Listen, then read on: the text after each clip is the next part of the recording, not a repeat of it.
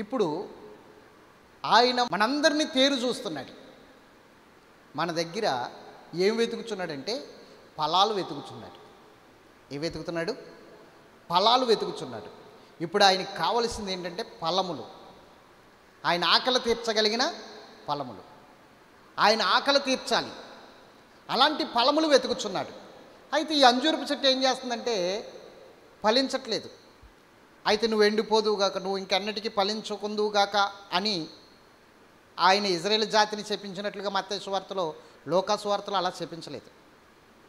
మీకు బాగా అర్థం అవడానికి క్లుప్తంగా ఈ మాటలు చెప్తాను, జాగ్రత్తగా వినండి. ఉదాహరణకి ఒక ద్రాక్ష తోటలో అంజూరపు చెట్టు నాటించాడండి యజమానుడు, ద్రాక్ష తోట యజమానుడు. అర్థమవుతుంది కదా? ఇప్పుడు ద్రాక్ష తోట యజమానుడు తీసుకొచ్చి ఏమి నాటించాడు? అంజూరపు చెట్టుని నాటించాడు. ఈ అంజూరపు చెట్టుని నాటించినప్పుడు అది ఏపుగా పెరిగింది, చాలా ఉన్నతంగా పెరిగింది. చాలా ఉన్నతంగా, ఏపుగా అంటే చాలా ఎత్తుగా పెరిగింది. దాని కొమ్మలు చాలా పెద్దగా ఉన్నాయి. దాని నీడ చాలా చోట్లకు విస్తరించింది. చాలా గొప్పగా ఏపుగా పెరిగింది. ద్రాక్షావల్లి కన్నా బాగా ఎక్కువగా పెరిగిపోయింది. అది ద్రాక్ష తోటలో మధ్యలో వేసాడు దాన్ని. ఈ తోట యజమాని ఏం చేస్తున్నాడంటే ఆ పళ్ళు వెతక వస్తున్నాడంట. ప్రతి సంవత్సరం కూడా ఆ పండ్లు వెతక వస్తున్నాడు. ఇలా 3 సంవత్సరాల నుంచి జరుగుతుంది. 1 సంవత్సరం 2 సంవత్సరాలు కాదు. ఎన్ని సంవత్సరాల నుంచి? 3 సంవత్సరాల నుంచి ఆ పండ్లు వెతుకుతున్నాడు, కానీ ఒక్క పండు కూడా దొరకలేదు. అటువంటి సమయంలో యజమాని అన్నాడు, ఇన్ని సంవత్సరాల నుంచి దీని పండ్లు కోసం నేను వెతుకుచుంటే ఒక్క పండు కూడా దొరకలేదు. కాబట్టి ఇది ఎందుకు ఇంకా ఈ ద్రాక్ష తోటలో? దీనివల్ల భూమి ఎందుకు వ్యర్థమైపోవాలి? దీనివల్ల ద్రాక్ష తోట కూడా బలహీనమైపోతుంది. కాబట్టి దీన్ని నరికించి అని చెప్పాడు. అప్పుడు వెంటనే తోటమాలి, ఆ తోటను చూసుకునే కాపలాదారుడు అనమాట తోటమాలి, యజమానుడితో అన్నాడు, అయ్యా ఇంత మొక్కున్నప్పుడు ఇచ్చారు నాకు, చిన్న మొక్కున్నప్పుడు దానికి నీళ్ళేసి ఎరువేసి చక్కగా దాన్ని పెంచుకుని పోషించుకుని ఇంతవరకు దాన్ని ఏపుగా పెరిగేటట్లు చూశాను. ఇప్పుడు నరికేయమంటే నాకు మనసు రావట్లేదు. కాబట్టి దానికోసము ఇంకొక సంవత్సరం ఎదురు చూస్తాను. ఇంకొక సంవత్సరం కాపు కాస్తుందా? సరే, కాపు కాయలేదనుకో, అప్పుడు మీరు చెప్పినట్లే దాన్ని నరికేస్తాను, ఆ చెట్టుని నరికేస్తాను. కాపు కాస్తుంది, ఖచ్చితంగా కాస్తుంది, నాకు ఆ నమ్మకం ఉంది. ఇంకొంచెం ఎరువు ఎక్కువేస్తాను, ఇంకొంచెం బాగా ఎక్కువగా దానికి పోషణ అందిస్తాను. లోపం ఎక్కడొచ్చిందో, ఒకవేళ నాలో లోపం ఉందేమో, కాబట్టి దానికి ఎరువేస్తాను అని చెప్పాడు. సరే అయితే 1 సంవత్సరం చూస్తాను అన్నాడు. అయితే ఇప్పుడు ద్రాక్ష తోట అనగా అర్థం ఏమిటంటే దేవుని సంఘం అని అర్థం. ద్రాక్ష తోట అంటే అర్థం ఏంటి చెప్పాలి? ద్రాక్ష తోటలో అంజూరపు చెట్టు. ఈ ద్రాక్ష తోట అనగా అర్థం ఏంటి ఇప్పుడు చెప్పండి? దేవుని సంఘం. గుర్తుంచుకోండి, దేవుని సంఘం అంటే ఏంటని చెప్పాను? పిలవబడిన వారని చెప్పాను. దేవుని సంఘం అంటే అర్థం ఏంటి? పిలవబడిన వారు. ఎక్కడి నుంచి? లోకములో నుండి యేసు రక్తములోనికి పిలవబడిన వారు, మరణములో నుండి జీవములోనికి పిలవబడిన వారు, చీకటిలో నుండి వెలుగులోనికి పిలవబడిన వారు. వీళ్ళు సంఘం అంటే. సంఘం అంటే అది. చీకటిలో నుండి వెలుగులోనికి పిలవబడిన వారు, మరణములో నుండి జీవములోనికి పిలవబడిన వారు, అలాగే లోకములో నుండి యేసు రక్తము క్రిందికి పిలవబడిన వారు. వీళ్ళు సంఘం అంటే. లోకానికి సంఘానికి అసలు సంబంధం లేదు. లోకం వేరు, సంఘం వేరు. లోకమేమో లోకంలో ఉన్న వెతుకుతుంది, సంఘమేమో పైనున్న వాటిని వెతుకుతుంది. అది సంఘం అంటే. పైనున్న వాటిని అంటే పరలోక సంబంధమైన వాటిని వెతికేది సంఘం. భూ సంబంధమైన వాటిని వెతికేది సంఘం కాదు. భూ సంబంధమైన వాటి కోసం పరుగులు పెట్టేది సంఘం కాదు. భూ సంబంధమైన వాటి కోసం ప్రాకులాడేది సంఘం కాదు. భూ సంబంధమైన వాటి కోసము ప్రయాసపడేది సంఘం కాదు. సంఘం ఎప్పుడు కూడా పైనున్న వాటిని వెతికేదే సంఘం, వాటి కోసం ప్రయాసపడేదే సంఘం. అలాంటి సంఘముగా దేవుడు మనల్ని చూడాలనుకుంటున్నాడు. దేవునికి మహిమ కలుగును కాదు. అలాంటి సంఘములో అంజూరపు చెట్టుని తీసుకొచ్చి నాటాడు. ఇప్పుడు అంజూరపు చెట్టు అనగా అర్థం ఏమిటో తెలుసా? ఎవరు? దూరం అయిపోయిన అన్యజాతి వాళ్ళం. నేను అనుకోవచ్చు, నువ్వు అనుకోవచ్చు, లేకపోతే ఎవరొకళ్ళు అక్కడ బ్రాకెట్లో అంజూరపు చెట్టు అని పక్కన బ్రాకెట్లో నేనే అని పెట్టుకో.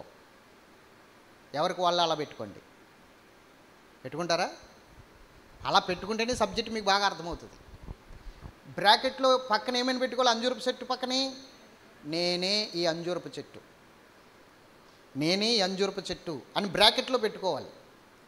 ఎవరికి వాళ్ళు అలా పెట్టుకోండి. నాకు నేను పెట్టుకుంటా, మీకు మీరు పెట్టుకోండి అలాగా. అప్పుడు మీకు ఈ అంజూరపు చెట్టు గురించి బాగా అర్థమవుతుంది. స్తోత్రం చెప్పాలి గట్టిగా. మరి ఇప్పుడు ఈ అంజూరపు చెట్టు ఎందుకు ఫలాలు కాస్తలేదు? ద్రాక్ష తోటేమో చక్కగా ఫలాలు కాస్తుంది. యజమాని వచ్చినప్పుడల్లా ద్రాక్ష తోటను చూసి మురిసిపోతున్నాడు. కానీ ఒక అంజూరపు చెట్టును చూసేసరికి ఆయనకి బాధగా ఉంది. ఒక అంజూరపు చెట్టును చూసేసరికి ఆయనకి వేదనగా ఉంది. ఆయనకు దుఃఖం, ఎంత దుఃఖం, ఎంత వేదన అంటే ఆయన మనస్సులో చాలా దుఃఖపడుతున్నాడు, చాలా వేదన పడుతున్నాడు. ఈ అంజూరపు చెట్టు ఎందుకు ఫలించట్లేదు, ఎందుకు ఫలాలు చూపించట్లేదు?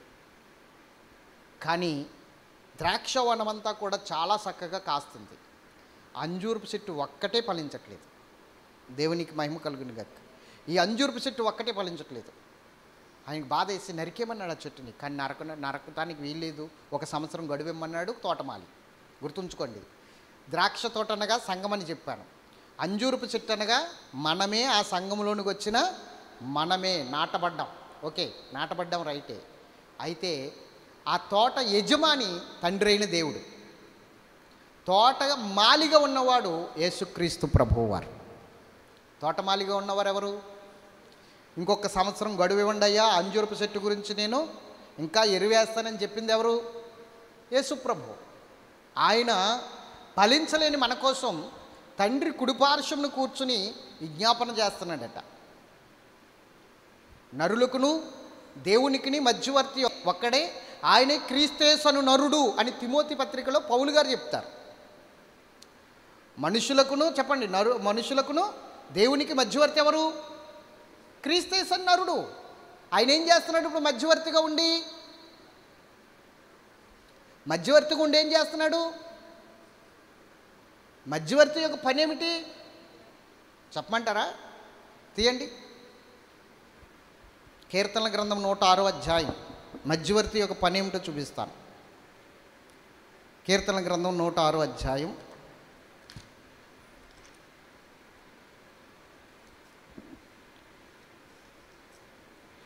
అందరూ తీయాలి. మధ్యవర్తిగా ఉండి ఏం చేస్తాడో నేను మీకు చెప్తాను. 106వ అధ్యాయంలో 20-21 కాడి నుంచి మనం చదువుదాం. 106లో 20 కాడి నుంచి. తమ మహిమాస్పదమును గడ్డిమేయు ఎద్దు రూపమునకు మార్చిరి. ఇజ్రాయేల్ ప్రజలు ఒక దూడను చేసుకుని ఆయన దూడను ఆరాధిస్తున్నారు. ఇదే యెహోవా అని చెప్తున్నారు, ఇదే దేవుడు అని చెప్తున్నారు. అంటే ఆయన మహిమ స్వరూపమును ఒక దూడ రూపంలోనికి తీసుకొచ్చేసారు. ఆయన సహిస్తాడా? రోషం కలిగిన దేవుడు ఆ విషయంలో. ఐగుప్తులో గొప్ప కార్యములను మహాదేశములో ఆశ్చర్య కార్యములను ఎర్ర సముద్రమునొద్ద భయము పుట్టించు క్రియలు చేసిన తమ రక్షకుడైన దేవుని మర్చిపోయిరి. చెప్పండి, ఏం మర్చిపోయారు? ఐగుప్తులో గొప్ప కార్యములను, హాము దేశంలో ఆశ్చర్య కార్యములను జరిగించిన, ఎర్ర సముద్రమునొద్ద భయం పుట్టించు క్రియలను చేసిన తమ రక్షకుడైన దేవుణ్ణి మర్చిపోయారు. నెక్స్ట్, అప్పుడు ఆయన నేను వారిని నశింపచేస్తాను. అయితే ఆయన వారిని నశింపజేయకుండా ఆయన కోపము చల్లార్చుటకై ఆయన ఏర్పరచుకున్న మోషే ఆయన సన్నిధిని నిలిచి అడ్డుపడెను. అది లెక్క. ఎవరు అడ్డుపడతారు? గుర్తుంచుకోండి, ప్రవక్త, దైవజనుడు అడ్డుపడుతున్నాడు. మోషే. ఇజ్రాయేల్ ప్రజలు పాపం చేశారు. అక్కడ ఎంత పాపం అంటే దేవునికి రోషం పుట్టించేంత పాపం. ఆయన రోషము కలిగిన దేవుడిగా మారిపోయాడు వాళ్ళ విషయంలో. తన మహిమను ఏరే వాళ్ళకి ఇస్తే ఊరుకునేవాడు కాదు ఆయన. తన మహిమను ఇతరులకు ఇస్తే ఊరుకునేవాడు కాదు ఆయన. ఆయన ఆ విషయంలో రోషం కలిగిన దేవుడు. ఏమన్నాడు తెలుసా? నన్ను ఎవరితో పోల్చెదరు మీరు? నన్ను ఎవరితో సమానం చేస్తారు మీరు? పైన ఆకాశం అందే కానీ, కింద భూమి అందే కానీ, నీళ్ళ అందే కానీ ఏ స్వరూపమును మీరు చేసుకోకూడదు, చేసుకుని దానికి సాష్టాంగ పడకూడదు. ఎందుకంటే నేను రోషము కలిగిన దేవుడు అన్నాడు ఆయన. ఆ విషయంలో ఆయన రోషము కలిగిన దేవుడు. ఎవరితోనూ ఆయన పోల్చడానికి లేదు, ఎవరితోని పోల్చడానికి లేదు. నీ దేవుడైన యెహోవాను నేనే అని ఖచ్చితంగా చెప్పేశాడు ఆయన. ఓ ఇజ్రాయేలు వినుము, నీ అద్వితీయ దేవుడు నాకు యెహోవాను నేనే అని ఖచ్చితంగా చెప్పేశాడు ఆయన. అలాంటప్పుడు ఆ మహిమను ఎవరికిస్తారు? ఆ స్వరూపమును ఎవరికిస్తారు? ఆయనతో సమానాన్ని ఒక దూడను, గడ్డి మేసే ఒక దూడని తీసుకొచ్చి దేవుడు అని పేరు పెట్టి దాన్ని ఆరాధిస్తే దేవుడు ఊరుకుంటాడా? అంటే నేను దూడనా, నేను పశువునా, నేను పురుగునా, నేను పక్షినా? మనోళ్ళకి చీపురు కట్ట కూడా, మూల నుండే చీపురు కట్ట కూడా దేవుడే. అంత గొప్పలు మనోళ్ళు. దేవునికి మహిమ కలుగును గక్క. అవునా కదా? మూల ఉన్న చీపురు కట్ట కూడా. మొన్న ఒక ఇంటికి వెళ్ళాను, అక్కడ ఒక సహోదరి ప్రార్థన చేయండి పాస్టర్ గారని లోనకి తీసుకెళ్ళింది. నేను వచ్చిన కంగారులో ఆమె ఏం చేసిందంటే గబగబగా చీపురి అలా గోడకు జారేసేసింది. గబగబా అత్తగారు వచ్చి చీపురి ఇలా తిరగేసి పెట్టింది. ఆమెమో నిలబెట్టింది, ఈవిడ తిరగేసి ఇలా మళ్ళీ కిందకెట్టి అంటుంది, నీకు ఎన్నిసార్లు చెప్పినా బుద్ధి ఉండదు అంటుంది. మళ్ళీ నన్ను చూసి అయ్యగారు వందనాలండి అంటుంది. ఏ అమ్మ ఏం చేసింది ఆమె అన్నాను. ఏం లేదండి మామూలుగానేనండి అంటుంది. ఏంటమ్మా అంటే ఏమి లేదండి పాస్టర్ గారు, ఆ కోడలు చెప్తుంది. అప్పుడు మా అత్తగారు దేవుని దగ్గరికి వస్తుంది కానీ సెంటిమెంట్స్ మారదండి. చీపురు నిలబెడితేనంటండి డబ్బు వెళ్ళిపోద్దంటండి. చీపురు లక్ష్మీదేవి అంటండి. చీపురు ఇలా కిందకి పెడితే డబ్బు ఎప్పుడు ఒంట్లో ఉంటుందంటండి. అంటే చీపురు నిలబెట్టడంలోని తిరగేసి పెట్టడంలో కూడా డబ్బు వచ్చేస్తుందా? ఆ క్షణంలో నాకు నవ్వాలో ఏడవాలో అర్థం కాలేదు. పైగా చర్చిలో ఎటువంటి సాక్ష్యాలు చెప్తారో తెలుసా? వాళ్ళు ఎలాంటి ఆత్మీయమైన సాక్ష్యాలు చెప్తారో తెలుసా? దేవుడు నిజంగా మా పట్ల ఎంత అద్భుతం చేస్తున్నాడో చీపురు కట్టల వల్ల, ఎంత గొప్ప కార్యాలు చేస్తున్నాడో. ఇలాంటి సెంటిమెంట్స్ ఉంటే ఎలా చేస్తాడు దేవుడు? ఎంత దారుణం అండి అది. ఈరోజు చాలామంది ఇలాంటి సెంటిమెంట్స్ బాగా లొంగిపోయారు. వాటికి బాగా ఏమంటారు, ఎడిట్ అయిపోయారు, కనెక్ట్ అయిపోయారు, బాగా కనెక్ట్ అయిపోయారు. అవి చాలా ఇబ్బంది అనమాట. ఎదురు చూసుకుని వెళ్ళడం శకునం కదా, ఎదురు చూసుకుని వెళ్ళడం, శుక్రవారాలు మంగళవారాలు పాటించడం, ఇవన్నిటికీ బాగా అలవాటు పడిపోయారు. పేరుకు మాత్రం ఎవరు? దేవుని బిడ్డలం. చేసే క్రియలన్నీ దెయ్యపు క్రియలు, దెయ్యపు పనులే, అన్నీ దెయ్యం పనులే. స్తోత్రం చెప్పండి గట్టిగా. ఇప్పుడు దేవుడు అని దానికి పేరు పెడతాం. దేవునికి మహిమ కలుగును గాక. ఇంకొకసారి చెప్పండి. దేవుని బిడ్డలారా, దేవుడు రోషం కలిగిన దేవుడు కదా. ఆయన కోపం వచ్చి అంటున్నాడు, వీళ్ళందరినీ నశింపచేస్తాను. మోషే నువ్వు పక్కకుండు, ఒక్క క్షణంలో వీరిని నశింపచేసి ఒక కొత్త జనాంగాన్ని సృష్టించి నేను ఐగుప్తు దేశం నుండి తీసుకొస్తున్న వీరిని నాశనం చేసి ఒక కొత్త జనాంగానికి ఆ వాగ్దాన భూమిని స్వాధీనం చేస్తాను. అబ్రహాముకి మరలా కొత్త జనాంగాన్ని పుట్టిస్తాను, వీళ్ళు వద్దు ఇంకా అని మోషేకి చెప్తుంటే మోషే అంటున్నాడు, వద్దు ప్రభా. ఇలా అడ్డుపడ్డాడు. ఇలా అడ్డుపడ్డది ఎవరో తెలుసా? మోషే. తర్వాత ఎవరో తెలుసా? యేసు ప్రభు. 2 చేతులకి 2 మేకులు వేసుకున్నాడు కదా. ఇలా 2 చేతులు చాపి ఉండడానికి అర్థం ఏంటి? వెనకాల మనం ఉన్నాం, ఎదరు దేవుడు ఉన్నాడు.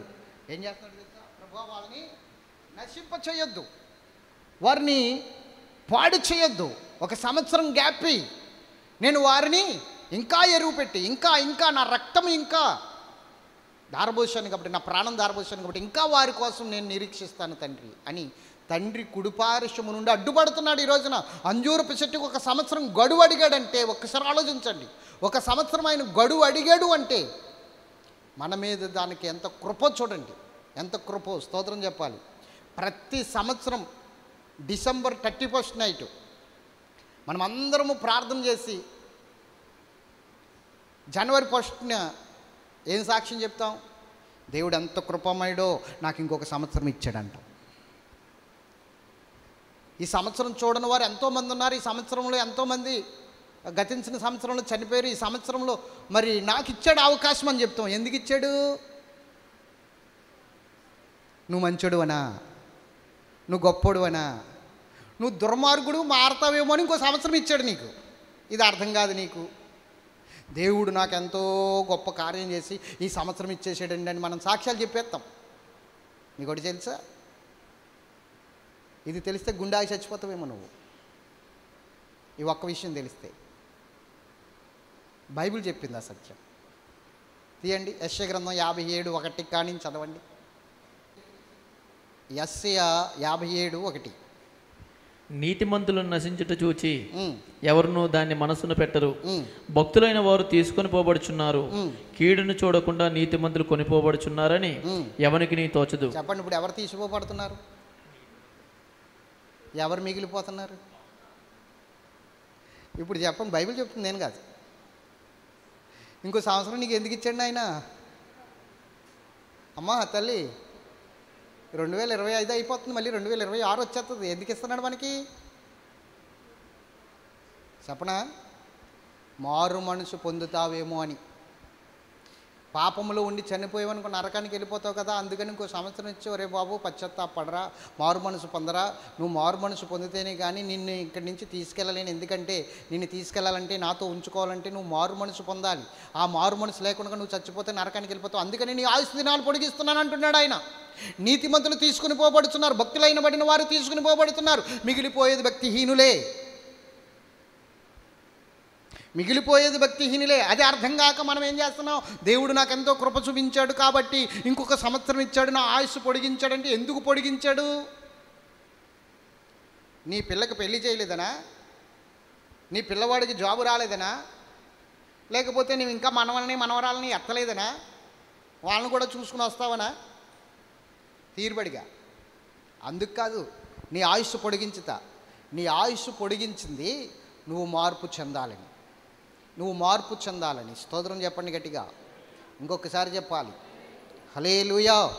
దేవుని బిడ్డలారా గమనించండి. ఇప్పుడు ఇక్కడ అంటున్నాడు, మోషేతో అంటున్నాడు, వీళ్ళని నశింపజేసి ఖచ్చితంగా వారిని నేను తీసివేసి నూతన సృష్టిని చేస్తానన్నాడు. వద్దని మోషే అడ్డుపడ్డాడు. ఆనాడు ఇజ్రాయేల్ ప్రజల విషయంలో మోషే ఎలా అడ్డుపడ్డాడో ఈరోజు యేసు ప్రభు వారు కూడా మన విషయంలో అలా అడ్డుపడుతున్నాడు. వద్దు ప్రభు, వారిని నశింప చేయొద్దు, వారిని నరికివేయొద్దు, వారిని సంఘంలో నుంచి త్రోసివేయొద్దు. ఒక సంవత్సరం గడువి వారికి మరలా నేను ఇంకను నా బోధను విస్తరింపజేస్తాను, నా బోధ ఇంకా అధికముగా వారికి బోధిస్తాను. ప్రభు అడ్డుపడుతున్నాడు. ఆనాడు మోషే అడ్డుపడినట్లుగా ఈనాడు యేసు ప్రభు వారు అడ్డుపడుతున్నాడు. మోషే అన్నాడు, నా వంటి ప్రవక్తను మీ మధ్య ఆయన పుట్టించబోతున్నాడని. ఆయన వంటి ప్రవర్త అంటే అర్థమేమిటి? ఇలా అడ్డుపడతాడనే అర్థం, ఇలా అడ్డుపడివాడనే అర్థం. కాబట్టి జాగ్రత్తగా వినండి. 4 మాటలు మీకు చెప్పి నేను ముగిస్తాను. ఇంకా ఈ అంజూరపు చెట్టు ఏపుగా పెరిగింది కానీ ఫలాలు లేవు అంటే దీనికి అర్థం ఏంటో తెలుసా? సంఘం అనే ద్రాక్షావనములో నాటబడిన ఈ అంజూరపు చెట్టు దేవుని సన్నిధికి వచ్చేది కేవలం లోక సంబంధమైన ఆశీర్వాదాలకే, లోక సంబంధమైన ఫలింపుకే, లోక సంబంధమైన కార్యాలు నెరవేర్చుకోవడానికే. అందుకని అక్కడ ఏమని రాయబడి ఉందంటే ఏపుగా పెరిగిందని రాయబడి ఉంది. ఏపుగా పెరగడం అంటే ఈ లోకములో ఆశీర్వాదాలు చూస్తుంది తప్ప ఆత్మీయ ఫలాలు లేవు, దేవుణ్ణి సంతోషపెట్టే ఫలాలు లేవు, దేవుణ్ణి ఆనందపెట్టే ఫలాలు లేవు, దేవుని ఆకలి తీర్చే ఫలాలు లేవు. అంజూరపు చెట్టుకి దేవుని ఆకలి తీర్చే ఫలాలు లేవు. ఎంత దౌర్భాగ్యమో చూడండి. ఈరోజు దేవుని సన్నిధికి వస్తున్నాం. అందుకని నేను అన్నాను, అంజూరపు చెట్టు పక్కన నేనే అని బ్రాకెట్లో పెట్టుకోమని. నువ్వు వస్తున్నావు ఈ రోజున దేవుని సన్నిధికి, ఆయన రక్తంలో కడగబడిన సన్నిధిలోనికి వస్తున్నావు, ఆయన సన్నిధిలో ప్రార్థన చేస్తున్నావు. మరి ఆత్మీయ ఫలాలు, దేవుని ఆకలి తీర్చే ఫలాలు నువ్వు ఫలిస్తున్నావా? ఆయన ఆకలి తీర్చగలుగుతున్నావా నీ ఫలాలతో? ఆయన్ని తృప్తిపరచగలుగుతున్నావా నీ ఫలాలతో? లేదు. నేను దేవుణ్ణి నమ్ముకున్న కారు కొనుక్కున్నానండి, నేను దేవుణ్ణి నమ్ముకున్న ఇల్లు కట్టుకున్నానండి, నేను దేవుణ్ణి నమ్ముకున్నాక స్థలం కొనుక్కున్నానండి, నేను దేవుణ్ణి నమ్ముకున్నాక ఉద్యోగం వచ్చిందండి, నేను దేవుణ్ణి నమ్ముకున్నాక ఏసా వచ్చిందండి, నేను దేవుణ్ణి నమ్ముకున్నాక పెద్ద జాబ్ వచ్చిందండి, నేను దేవుణ్ణి నమ్ముకున్నాక ఇవన్నీ జరిగాయండి అని లోకంలో ఏపుగా పెరిగిన స్థితి చూపిస్తున్నావు. కానీ అది తుచ్చమైనది. అది ఏదో ఒక రోజు నిన్ను ఏడిపించి మరలా నీ దగ్గర నుంచి పోవచ్చు. లేదా ఒక మనుషుడు లోకమంతయు సంపాదించుకున్న తర్వాత తన ప్రాణం పోగొట్టుకుంటే ఏం ప్రయోజనం అన్నట్లు ఈ లోకంలో ఉన్నదంతా సంపాదించుకుని చచ్చిపోతే నీకేం ప్రయోజనం?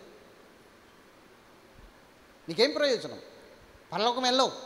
ఎందుకంటే దేవుడు ఆశించే ఫలాలు నీలో లేవు. దేవుని సన్నిధికి వచ్చినా ఈ లోకంలో ఉన్న వాటి కోసమే తడుముకుంటున్నాం. కాబట్టి మరి దేవుణ్ణి సంతోషపెట్టే ఫలాలు లేనప్పుడు పరలోకం ఎలాగెళ్తాం మనం? పరలోకం ఎలాగెళ్తాం? ఆత్మీయ ఫలాలు ఫలించాలి కదా. యోహాను భక్తుడు బాప్తిస్మం ఇచ్చే యోహాను ఏమంటున్నాడు? మారు మనసుకు తగిన ఫలాలు ఫలించండి. ఒకవేళ ఎవరైనాను ఫలించకపోతే ఇప్పుడే గొడ్డలి చెట్ల వేరను నాటబడి ఉంది, ఫలించలేని ప్రతి చెట్టు నరకబడి అగ్నిలో వేయబడిన అన్నాడు. మరి ఫలించటం అంటే ఏమిటి? ఫలించటం అంటే ఏంటి? ఒకటి మారు మనసు, రెండు తగిన ఫలాలు. మారు మనసుకి తగిన ఫలాలు ఫలించాలి. ఇది లేకపోతే నీ జీవితంలో దేవుడు నిన్ను అంగీకరించడం. ఎందుకని? లోక ఆశీర్వాదాలు చూస్తున్నాం కానీ దేవుణ్ణి సంతోషపెట్టే మారు మనసు మనకు ఎందుకు రావట్లేదు? దేవుని సన్నిధికి వస్తున్నాం కానీ లోకంలో ఉన్న వాటిని అసహించుకుని, దేవునికి విరోధమైన వాటిని అసహించుకుని, దేవుడికి ఇష్టమైన వాటిని ఎందుకు మనం ప్రేమించలేకపోతున్నాం?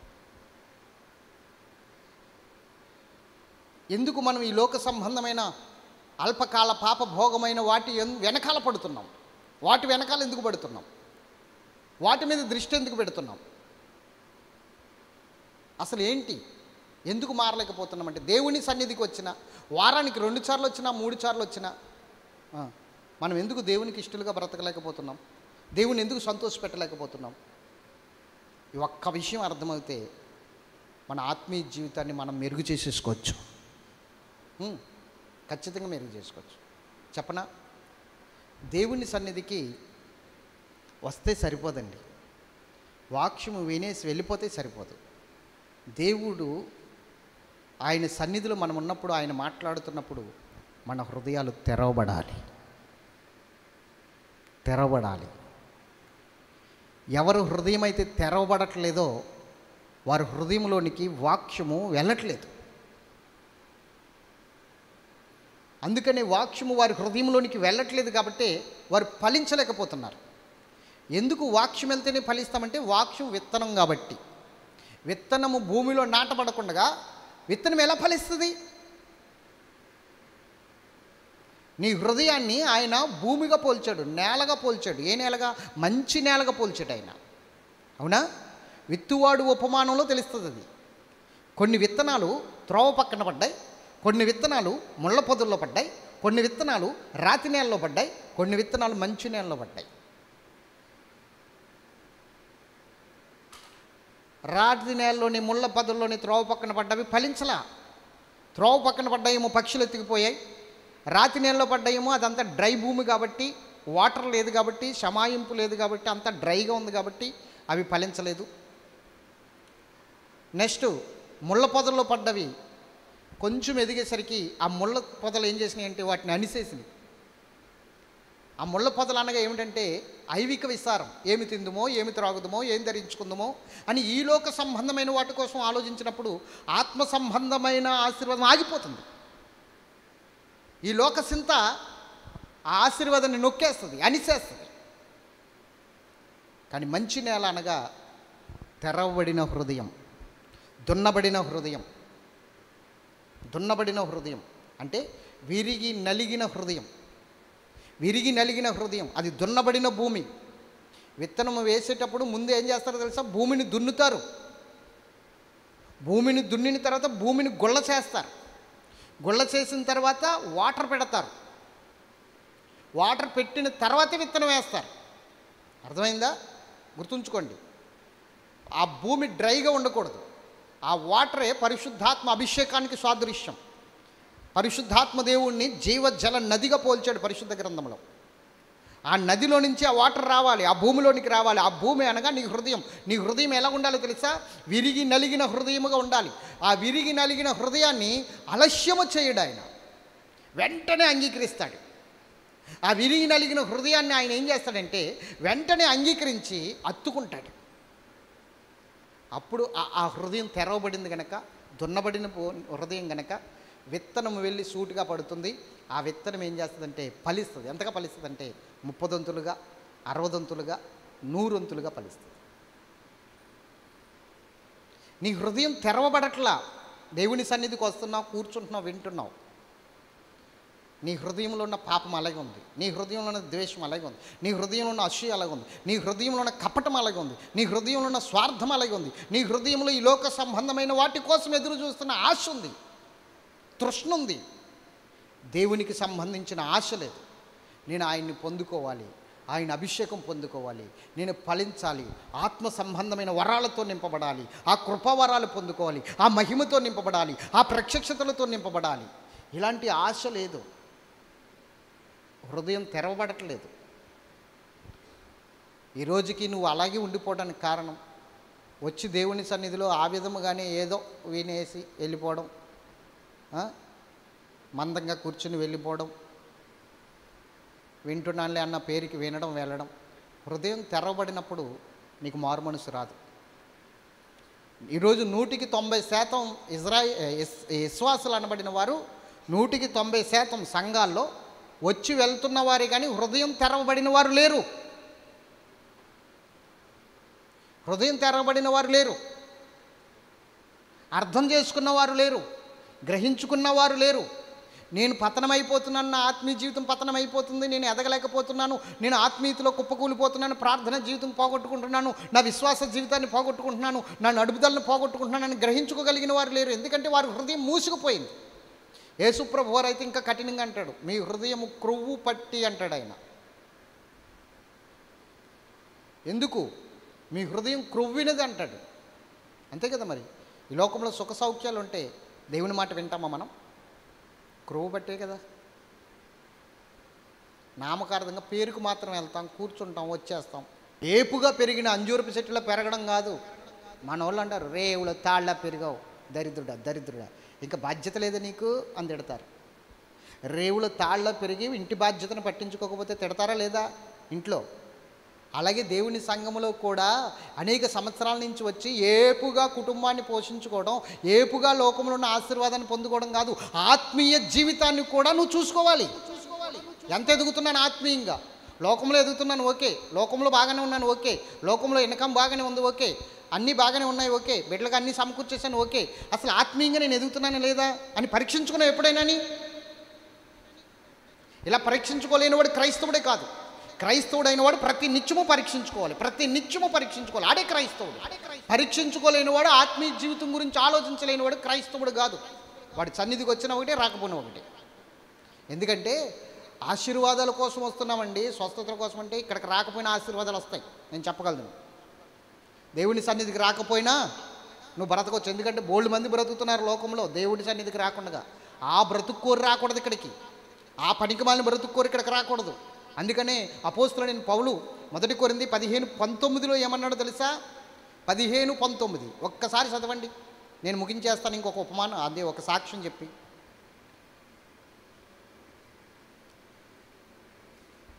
15:19 ఈ జీవితకాలం మట్టుకి మనము క్రీస్తును నిరీక్షించిన వారమైన ఎడల మనుషులందరికంటే దౌర్భాగ్యులమైందుమని. చెప్పండి ఇప్పుడు, దేనికోసం నీ నిరీక్షణ?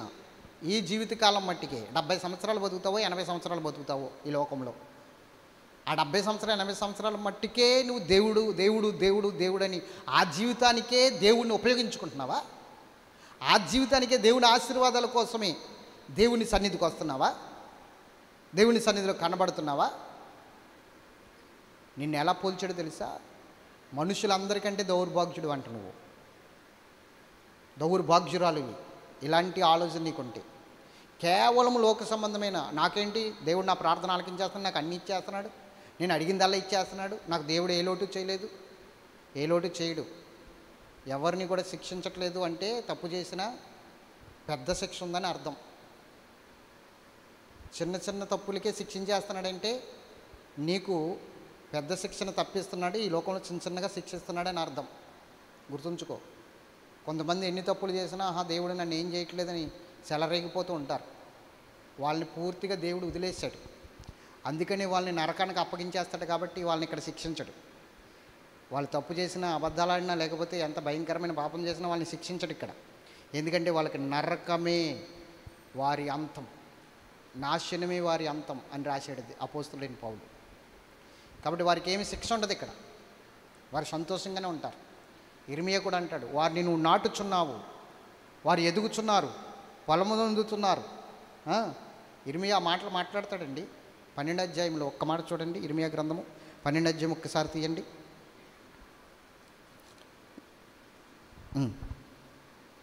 1 కాడి నుంచి చదవండి.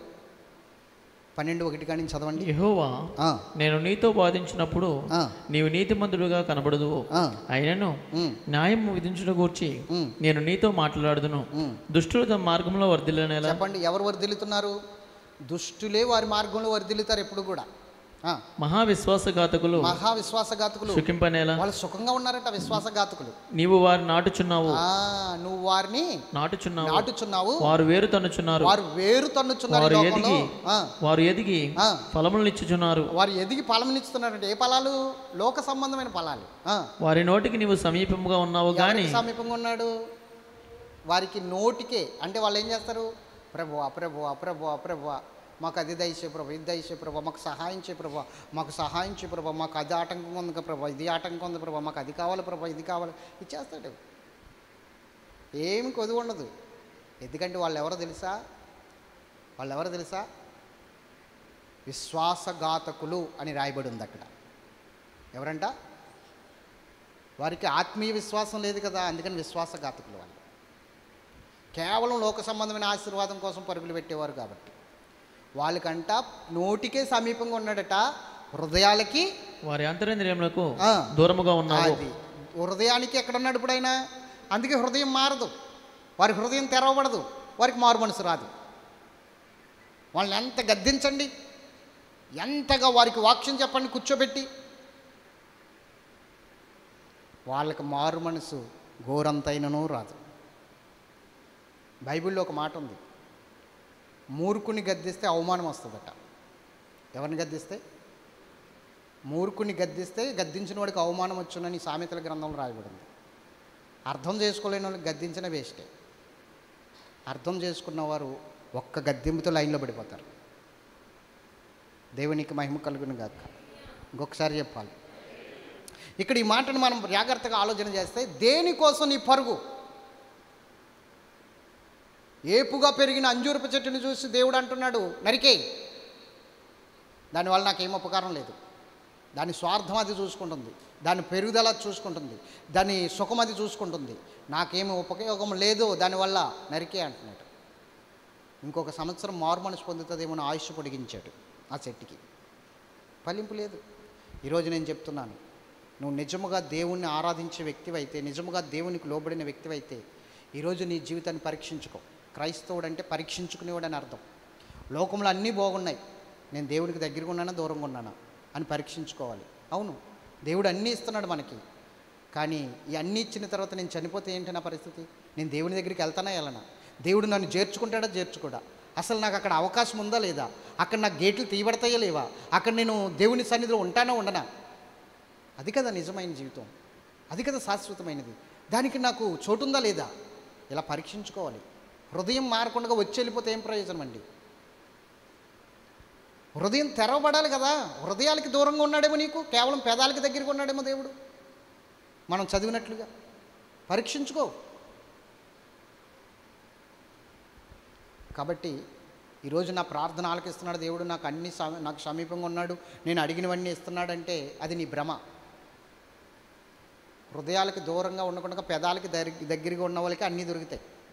కానీ నిజంగా హృదయాలకి దగ్గరగా ఉన్నవారికి అడుగడుగున శ్రమ, కష్టం, శోధన, ఇబ్బంది, ఇరుకు. ఎందుకో తెలుసా?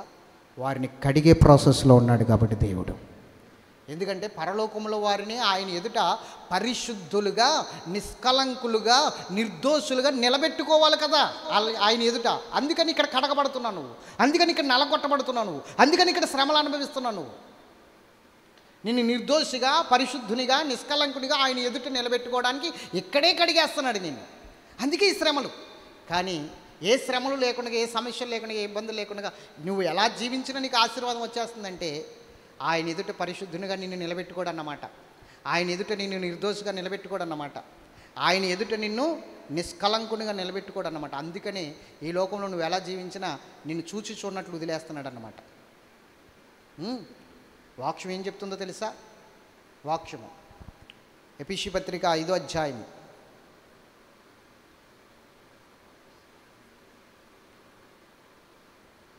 అందరూ తీయండి.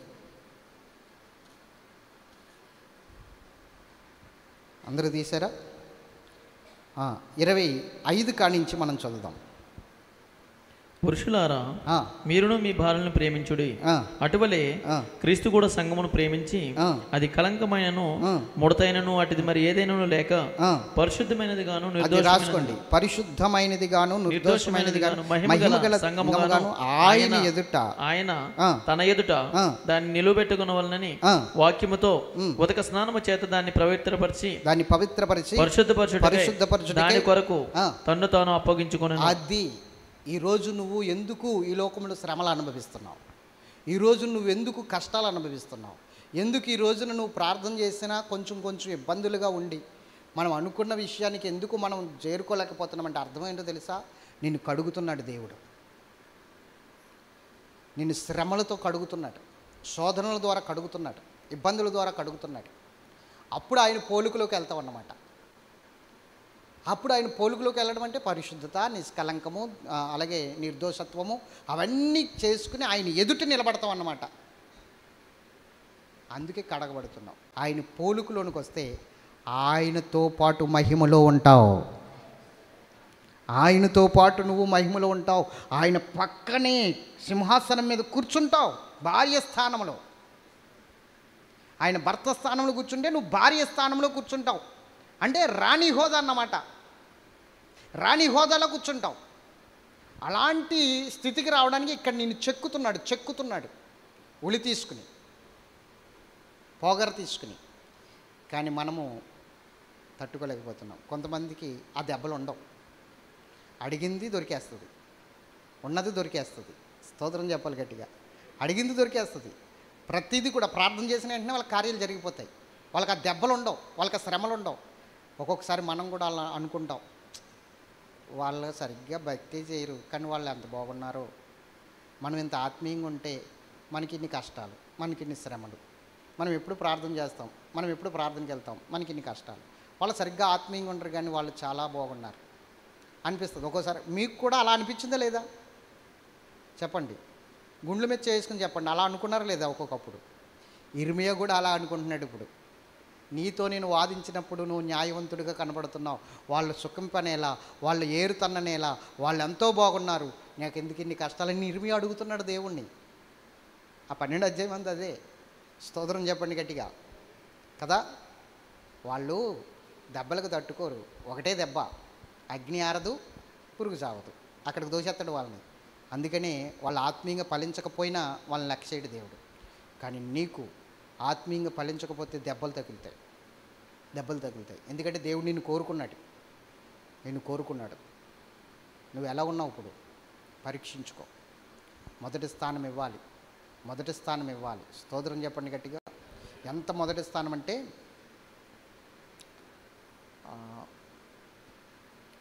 తమిళనాడులో ఒక చర్చికి వెళ్ళే ఫ్యామిలీ చానాల నుంచి వాళ్ళ కుమారుడికి పాపం బాగోలేదు, చాలా బలహీనంగా ఉన్నాడు, ఒక్కడే కొడుకు. దగ్గర ఒక 15-18 సంవత్సరాలు ఉంటాయి అతనికి, కుర్రోడికి. సంఘం అంతా ప్రార్థన చేస్తుంది. వీళ్ళు ఆరాధనకి వెళ్తున్నారు. పిల్లోడు బలహీనుడిగానే వెళ్తాడు, వస్తాడు. కొన్ని వారాలు అయితే రాళ్ళకొక మంచం మీదే ఉండిపోయాడు. కానీ ఒకరోజు ఆదివారం తెల్లవారుజాము 4 గంటలకు ఆ కుర్రోడు చచ్చిపోయాడు. ఆదివారం చనిపోయాడు. చనిపోతే ఏం చేశారో తెలుసా? ఎవ్వరికీ చెప్పకుండా ఆ శవాన్ని అలాగే మంచం మీద ఉంచేసి వీళ్ళు గబగబా స్నానాలు చేసేసి ఏమండి ప్రార్థనలు చేసుకుని, ఎవరికి చెప్పలేదు, ఎవరికి కౌరంపలేదు, తలుపు తాళం వేసుకుని ఆరాధనకి వెళ్ళిపోయారు భార్యాభర్తలు ఇద్దరు కూడా. ఇంట్లో ఎవరున్నారు? కుమారుడు శవం ఉంది, చనిపోయాడు కుమారుడు. భార్యాభర్తలు ఇద్దరు కూడా ప్రార్థనకి వెళ్ళిపోయారు.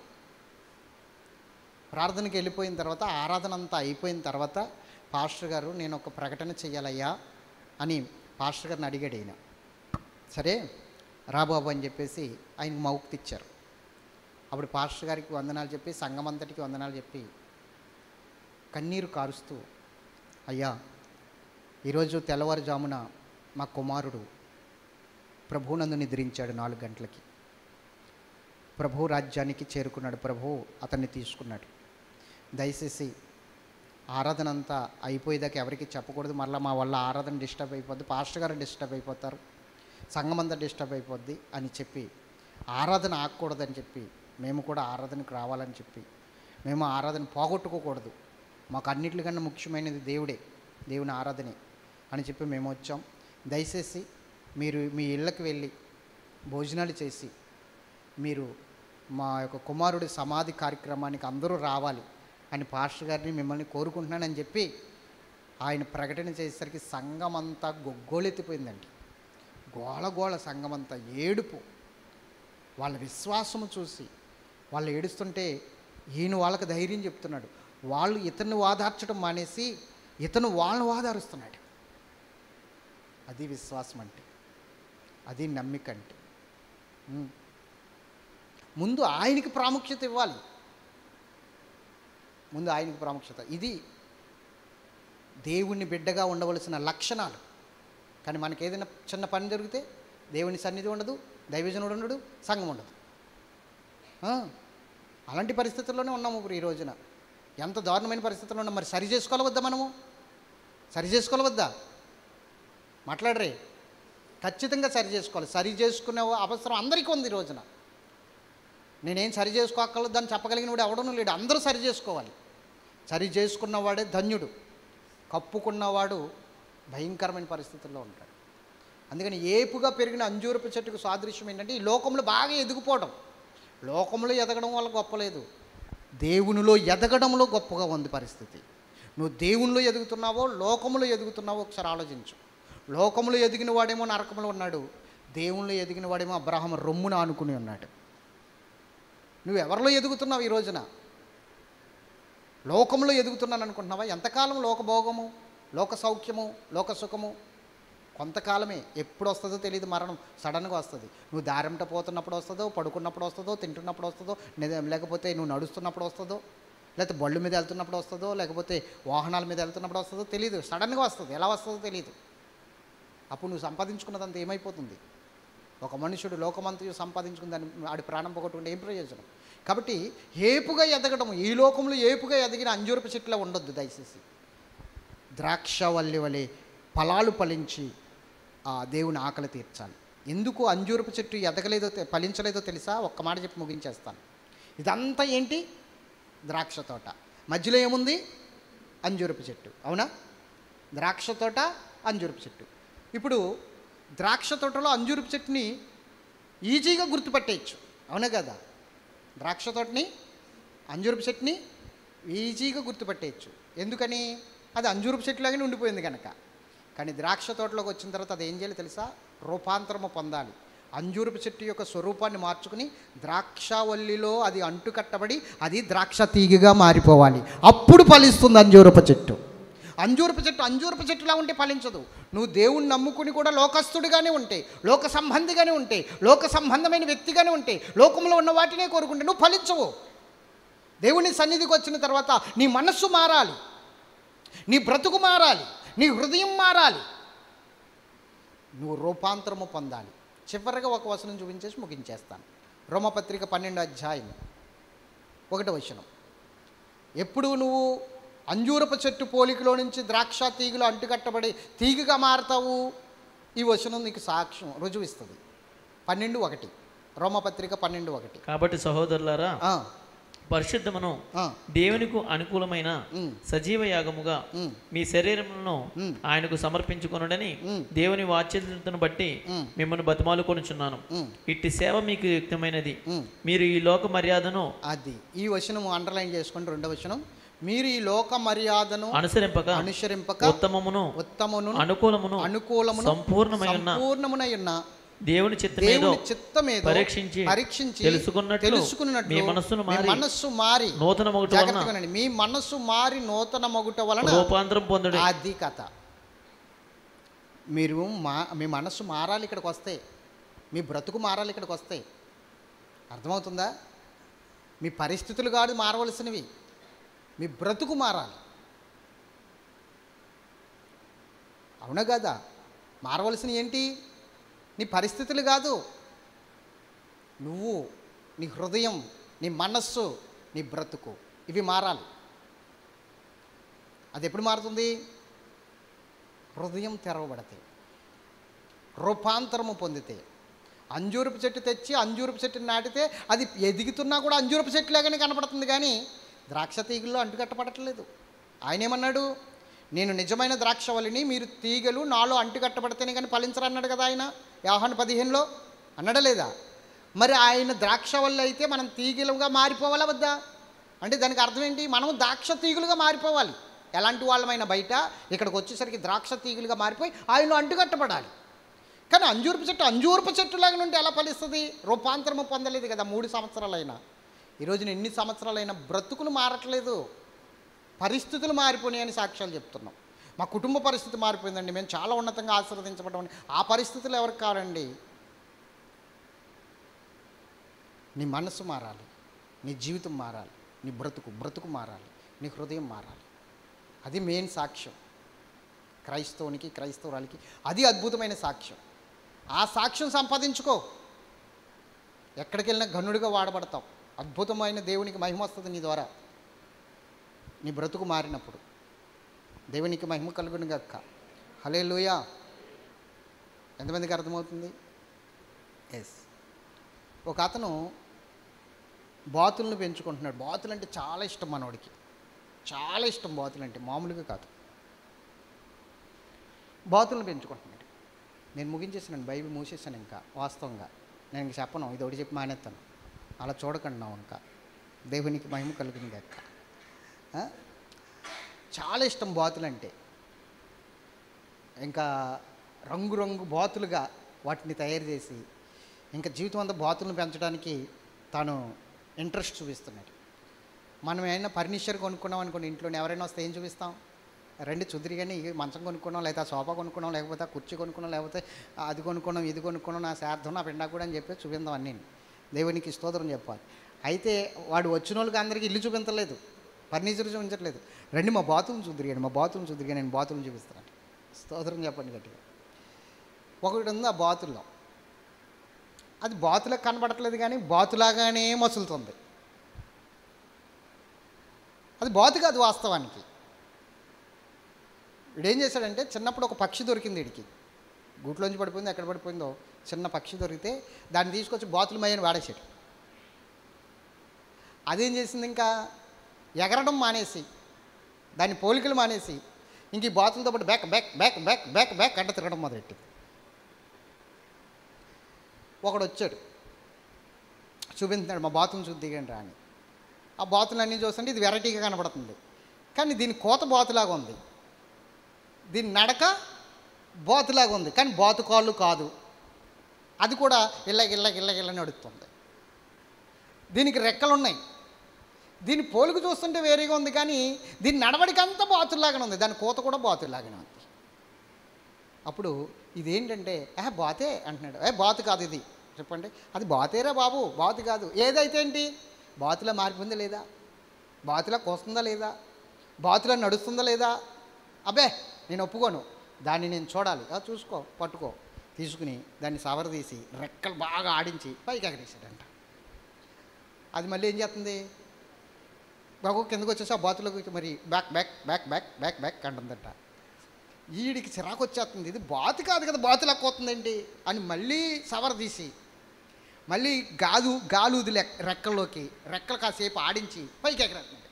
మళ్ళీ ఇదేం చేస్తుంది, ఆ బాతుల మందలోకి వచ్చేస్తుంది. వచ్చేసి బ్యాక్ బ్యాక్ బ్యాక్ బ్యాక్ అంటే నడుచుకుంటూ వెళ్ళిపోతుంది. ఈడు ఎగరేయడం అది వచ్చేయడం, ఈడు ఎగరేయడం అది వచ్చేయడం, ఇలాగా ఉదయం కానించి మధ్యాహ్నం దాకా జరిగింది.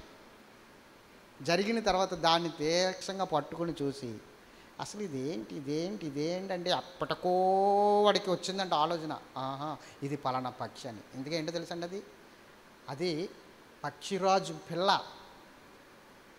గద్ద. అది ఏం చేస్తుంది, ఆకాశానికి ఎగురుతుంది అది. అలాంటిది ఎలా మారిపోయింది ఇప్పుడు? ఎవరితో సహవాసం వల్ల? మన పెద్దలు ఊరికనే అన్నారండి, 6 నెలలు సహవాసం చేస్తే ఆడే ఈడవుతాడండి. 6 నెలలు సహవాసం చేస్తే ఆడే వీడవుతాడు. కానీ మనం క్రైస్తవులు సహాయం చేస్తే మనం క్రైస్తవులం అవ్వం. అవసరమైతే ఆణిమాచ్యత్వం లోకస్తులుగా, ఆణిమాచ్యత్వం పాడేస్తాం లోకంలో. దేవునికి మహిమ కలుగుని గక్క. అంతేగాని మనం మాత్రం క్రైస్తవులుగా మారు. అంత దారుణంగా ఉంది పరిస్థితి. ఒక పెద్ద పిల్ల, ఒక పక్షిరాజు పిల్ల బాతులా మారిపోయిందండి, బాతులతో పెరగడం వల్ల. మరి ఇప్పుడు మన పరిస్థితి ఏంటి? దేవుని సంఘానికి వస్తున్నాం, దేవుని సంఘంలో కనిపెడుతున్నాం, దేవుని సంఘంలో కూర్చుంటున్నాం, మనం దేవుని బిడ్డలుగా మారలేకపోతున్నాం. ఇదే బ్రతుకు. అందుకంటున్నాను, ఏపుగా పెరిగిన అంజూరపు చెట్లా ఉంటావో, లేకపోతే రూపాంతరం పొంది ద్రాక్షవల్లిలో అంటుకట్టబడిన తీగిలా ఉండి ఫలిస్తావో నిర్ణయం చేసుకో. ఈరోజు నిర్ణయించుకో. ఎందుకంటే గొడ్డలి చెట్ల వేరన నాటబడి ఉంది, ఫలించలేని ప్రతి చెట్టును నరికివేయబడుతుంది. ఇది వాస్తవం. మనం ఈ లోక సంబంధమైన వాటికి అస్సలు విలువ ఇవ్వద్దు. మనం తల్లి గర్భంలోంచి వచ్చినప్పుడు ఏమీ తేలేదు, అక్కడికి పోయేటప్పుడు ఏమీ పట్టుకెళ్ళమన్నది వాస్తవం. కాబట్టి మనం అక్కడికి వెళ్ళేటప్పుడు ఎలా వెళ్ళాలంటే పరిశుద్ధులుగా, నిర్దోషులుగా, నిష్కలంకులుగా మనం వెళ్ళాలి. అందుకు వెళ్ళాలి అంటే ఇక్కడ హృదయం తెరవబడాలి. వాక్యముతో మనము ఉదక స్నానము చేయాలి. ఇక్కడ వాక్యమని ఉదక స్నానం చేస్తేనే మనకు అద్భుతమైన రీతిలో నిలబడుతుంది. ఉదక స్నానం అంటే మంచినీటి స్నానం. అవసరం వస్తే బండకేసి కొట్టబడైనను స్నానం చెయ్యాలి. అలాంటి స్నానం చెయ్యి. అప్పుడు నువ్వు మనస్సు మారి రూపాంతరము పొందే స్థాయికి వస్తావు. ఎంతమందికి అర్థమైంది వాక్యం? అంజూరపు చెట్టులా కాదు, దయచేసి గుర్తించండి. ఏపుగా ఉన్న అంజూరపు చెట్టు ఈ లోకంలో ఆశీర్వాదాన్ని చూపిస్తుంది, ఈ లోకంలో ఉన్న సుఖ సౌఖ్యాలను చూపిస్తుంది. ఏ చింత లేదు, ఏపుగా పెరిగిపోయింది. మనకి దైవికమైన చింత ఉండాలి. ఆ చింతన లేకపోతే మనం ఫలించలేం. అయ్యో నేను ఎదగలేకపోతున్నాను, ఫలించలేకపోతున్నాను, నేను దేవునికి ఉపయోగపడలేకపోతున్నాను అన్న చింతన లేకపోతే నీకు దేవుడు అంగీకరించడు నిన్ను. ఆ చింతన మనకు ఉండాలి. హేపుగా పెరిగిన అంజూరపు చెట్టులా ఉండొద్దు. దేవుని కొరకు ఫలాలు ఫలించే ద్రాక్ష తీగలి వలె ఉందాం. దేవుడు ఈ మాటలు దీవించును గాక. ఆమేన్. ప్రార్థన.